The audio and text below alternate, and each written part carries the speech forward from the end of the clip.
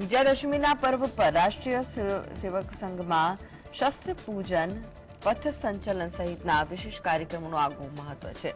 ત્યારે આ વર્ષે વિજયાદશમી પર સંઘના મુખ્યાલય મહારાષ્ટ્રના નાગપુરમાં પણ ઉજવણી થઈ। નાગપુરના રેશમબાગ मैदाનમાં આયોજિત સંઘના કાર્યક્રમમાં મુખ્ય અતિથિ તરીકે જાણીતા મ્યુઝિક કમ્પોઝર શંકર મહાદેવન ઉપસ્થિત રહ્યા, જેમનું સંઘ પ્રમુખ મોહન ભાગવતે સ્વાગત કર્યું। સંઘ દ્વારા આયોજિત દશેરા કાર્યક્રમમાં કેન્દ્રીય પ્રધાન નીતિન ગડકરી અને મહારાષ્ટ્રના ડેપ્યુટી સીએમ देवेंद्र फडणवीस पण उपस्थित रहा અને બંને નેતા સંઘના યુનિફોર્મમાં સજ્જ જોવા મળ્યા। आर्थिक स्थिति भी हमारी, हम 5वें नंबर पर 10वें से ऊपर उठकर आ गए। इकोनॉमी, डिजिटल टेक्नोलॉजी का हमने उपयोग किया गरीबों के कल्याण में, सारी योजनाएं नीचे तक पहुंची, उसके लाभ, ये सारी बातें हमने की। स्टार्टअप्स की क्रांति जैसे हो गई सभी क्षेत्रों में, केवल टेक्नोलॉजी में नहीं, कृषि हो, स्पेस हो, डिफेंस हो, सर्वत्र ये प्रगति भी हमने देखी है। और इसलिए हमको बड़ा आनंद लगता है कि हाँ, आगे बढ़ रहे, और केवल भौतिक बातों में नहीं, राष्ट्र का पुरुषार्थ उस राष्ट्र की अपनी धरोहर के आधार पर अपने वैश्विक प्रयोजन के सिद्ध करने वाले आदर्शों के आधार पर होती है। उनको हम देखते, उनका अनुकरण करते, तब आगे बढ़ते। हमारे संविधान के पृष्ठ पर जिनका चित्र है वो हमारे राष्ट्रीय आदर्श भगवान राम, उनके बाल स्वरूप का रामलला का मंदिर अयोध्या में बनने जा रहा है। अपने मंदिर में रामलला प्रवेश करने वाले हैं 22 जनवरी को। यह प्रसंग हम देखने वाले हैं। उसमें सब लोग तो आ नहीं सकेंगे, सुरक्षा की बात रहेगी, वहां के व्यवस्थाओं की बात रहेगी। धीरे धीरे बाद में जाएंगे अपनी अपनी सुविधा से, परंतु उस दिन अपने सारे देश में हम अपने अपने जगह, अपने छोटे छोटे मंदिरों में ऐसा वातावरण बना सकते हैं। भगवान राम धर्म की मर्यादा के प्रतीक है। समाज में सब लोगों को अपनाने वाले भगवान राम थे।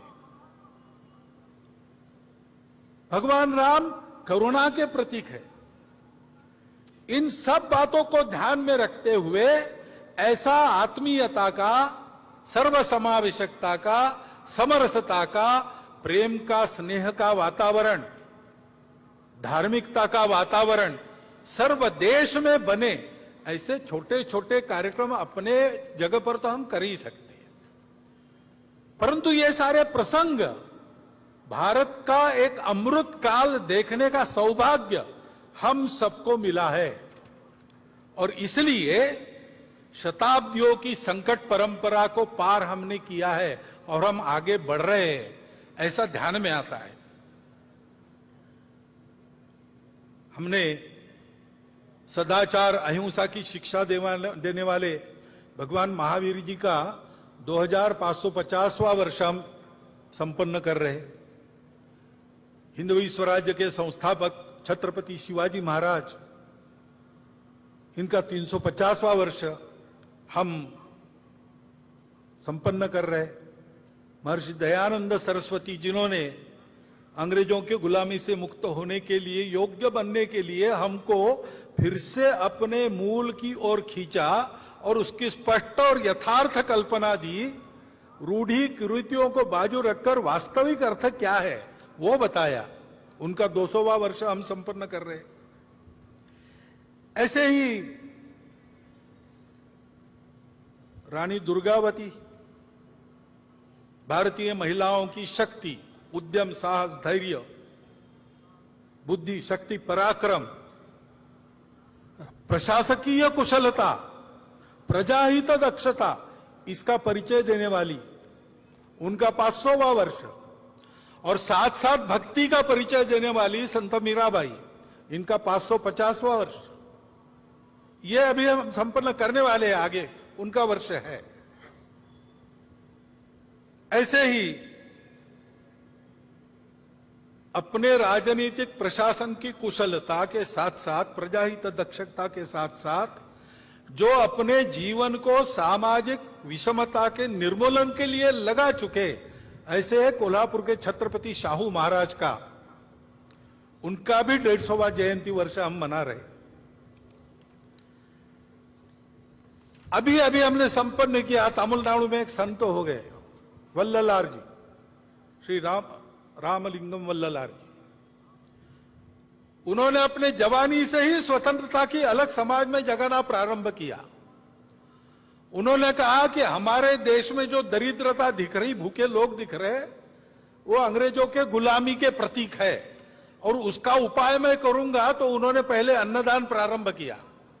उस समय तमिलनाडु में जो चूल्हा उन्होंने अन्नदान के लिए जलाया, वो आज भी जल रहा है और वहां अन्नदान कार्यक्रम चल रहा है। आध्यात्मिक सांस्कृतिक जागृति के आधार पर सामाजिक समता और स्वतंत्रता का संदेश देने वाले वल्ललार जी की भी 200वां वर्ष अभी संपन्न हुआ, अक्टूबर में पूरा किया। इन सब महापुरुषों के द्वारा हमको ये संदेश मिलते हैं सामाजिक समरसता के, स्व के गौरव के, अपने परंपरा के, दुनिया को देने के लिए हमारे पास क्या क्या है उसके। जैसे हमारे प्रमुख अतिथि जी ने उल्लेख किया, हमारे हर बात में हमारा स्व है, संगीत में है, अन्न में है, सारी बातों में है। उसको दुनिया को देने का समय आ गया है और इसलिए उस स्व का गौरव धारण करके स्व के आधार पर देश का एक यशस्वी जीवन खड़ा करके बताना संपूर्ण दुनिया को, ये हमारा कर्तव्य बनता है। और उसके साथ साथ वो आज के विश्व की आवश्यकता भी है। आज का विश्व 2000 साल सुख की खोज में अनेक प्रकार के प्रयोग करके थक गया और वो कहता है कि हमको रास्ता चाहिए, क्योंकि विश्व में अनेक समस्याएं जिनका हल उनको नहीं मिला। स्वार्थ और कट्टरपन के चलते कलह चलते हैं, उसका कोई हल नहीं दिख रहा। विश्व ने प्रयास किया सबको एक रंग में घोलने का, सब में यूनिफॉर्मिटी लाने का, एकरूपता लाने का। वो यशस्वी हो नहीं सकता, क्योंकि सृष्टि बनी है विविधता, वो विविध ही रहेगी। विविधता में एकता कैसे आएगी, उसका कोई आधार उनके पास नहीं है। और इसलिए स्वार्थ तो रहता ही है, कट्टरपन भी रहता है, उसको चलते एक उन्माद पैदा हो जाता है, अहंकार पैदा हो जाता है, उसके संघर्ष चल रहे। स्वार्थों के टकराव और अतिवादिता के कारण युद्ध चलते हैं, उसका कोई उपाय नजर नहीं आता। प्रकृति विरुद्ध जीवन शैली, जीवन में स्वैरता, अनिर्बंध उपभोग, आत्यंतिक व्यक्तिवाद, अमर्याद शोषण, अधूरी दृष्टि के कारण उपजने वाले ये सारे दोष है। उसके चलते जो समस्याएं पैदा हुई है पर्यावरण की वगैरह, विश्व को उसका रास्ता नहीं दिख रहा है और उसकी भी अपेक्षा है कि भारत रास्ता दिखाए। भारत को अपने देश में इन समस्याओं का निराकरण करके रास्ता दिखाना होगा। अपने देश में भी ये समस्याएं है, बड़ी बात नहीं। समस्या होना कोई गलत नहीं, जीवन में समस्या रहती है और हम आज दिखा रहे हैं कि हम सामना करके उन समस्याओं का उपाय करेंगे। हमारे यहां भी रहती है समस्या, पर्यावरण की समस्या हम देखते हैं, संकट हम पर भी है। अभी हिमालय क्षेत्र में जोशीमठ में घटनाएं हुई, हिमाचल प्रदेश में घर धंसने लगे, उत्तराखंड में हुआ। पूरे हिमाचल क्षेत्र में ये जो प्रकृति का प्रकोप दिखता है, चर्चा करते लोग कि क्या होगा, यहां भी गड़बड़ हुई तो कैसे होगा, कोई बड़ा संकट आने वाला है क्या? आने वाला होगा तो होगा, लेकिन डरने की क्या बात है, उसका उपाय करने की बात है। महत्वपूर्ण क्षेत्र है, हमारी उत्तर सीमा इस क्षेत्र से बनती है। हमको सीमा सुरक्षा का भी विचार करना पड़ेगा। इस क्षेत्र में उत्तर भारत की सारी बड़ी नदियां जल लाती है, चीन को भी जल ले जाती है, दक्षिण पूर्व एशिया को भी जल ले जाती है। इस क्षेत्र का खराब होना, इसका मतलब हमारी जल व्यवस्था का खराब होना होता है। तो जल सुरक्षा का भी विचार करना पड़ेगा, पर्यावरणीय स्वास्थ्य का भी विचार करना पड़ेगा। उत्तर को हिमालय की दीवार खड़ी है, इसलिए हमारे यहां 6 ऋतु चलते हैं। वर्षा होती है मौसमी हवाओं के कारण, वो हवाएं वहां टकराती है, फिर से भारत में वापस आती है। जाते समय आते समय वर्षा होती है। इसमें अगर बदल हुआ तो पर्यावरण का संकट भी है, और इसलिए दक्षिण पूर्व एशिया की दृष्टि से, भारत की सुरक्षा की दृष्टि से उस क्षेत्र में चीन दस्तक दे रहा है।